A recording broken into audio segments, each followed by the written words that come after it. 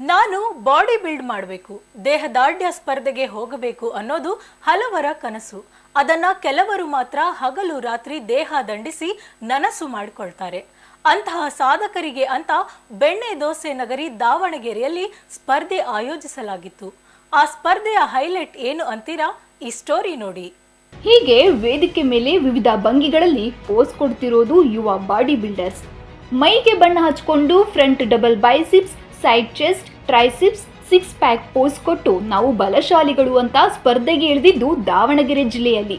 ಹೌದು, Davanagere association of body builders ಸಹಯೋಗದಲ್ಲಿ team brothers ವತಿಯಿಂದ ನಗರದ ಅಮಿತ್ ಟಾಕೀಸ್ ಆವರಣದಲ್ಲಿ ದೇಹದಾಢ್ಯ ಸ್ಪರ್ಧೆ ಆಯೋಜಿಸಲಾಗಿತ್ತು.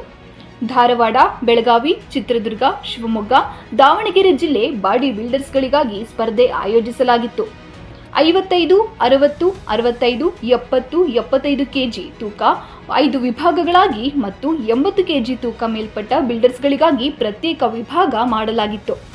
5 ಜಿಲ್ಲೆಗಳಿಂದ 100ಕ್ಕೂ ಬಾಡಿ ಬಿಲ್ಡರ್ ಸ್ಪರ್ಧೆಯಲ್ಲಿ ಭಾಗವಹಿಸಿ ಪ್ರದರ್ಶನ ನೀಡಿದರು. 65 ಕೆಜಿ ವಿಭಾಗದಲ್ಲಿ ಚಿತ್ರದುರ್ಗ ಜಿಲ್ಲೆಯ ಮಂಜುನಾಥ್ ಉತ್ತಮ ಪ್ರದರ್ಶನ ನೀಡಿ ಗೋಲ್ಡ್ ಮೆಡಲ್ ಪಡೆದುಕೊಂಡರು. ಇನ್ನು ಬೇರೆ ಬೇರೆ ವಿಭಾಗದಲ್ಲಿ ವಿವಿಧ ಜಿಲ್ಲೆಯ ಸ್ಪರ್ಧಿಗಳು ಬಹುಮಾನ ತಮ್ಮದಾಗಿಸಿಕೊಂಡರು.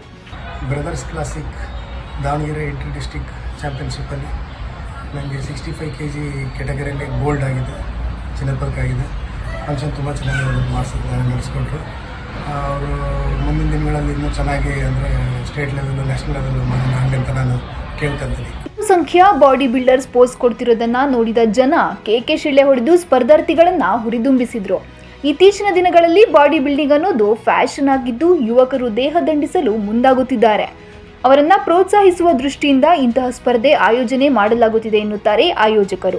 ಇವತ್ತು ನಮ್ಮ ದಾವಣಗೆರೆಯಲ್ಲಿ ಒಂದು open district body building competition ನಡೀತಿದೆ. ಇಷ್ಟು ವರ್ಷ ಭಾಳಷ್ಟು ಜನ ನಡೆಸಿದ್ದಾರೆ ಕಾಂಪಿಟೇಷನ್, ಆದರೆ ಈ ರೀತಿ ಯಾರೂ ನಡೆಸಿಲ್ಲ. ಏನಕ್ಕೆ ಅಂದರೆ ಇದಕ್ಕೆ ಮೂವಿ ಸ್ಟಾರ್ಸ್ಗಳು ಬಂದಿದ್ದಾರೆ.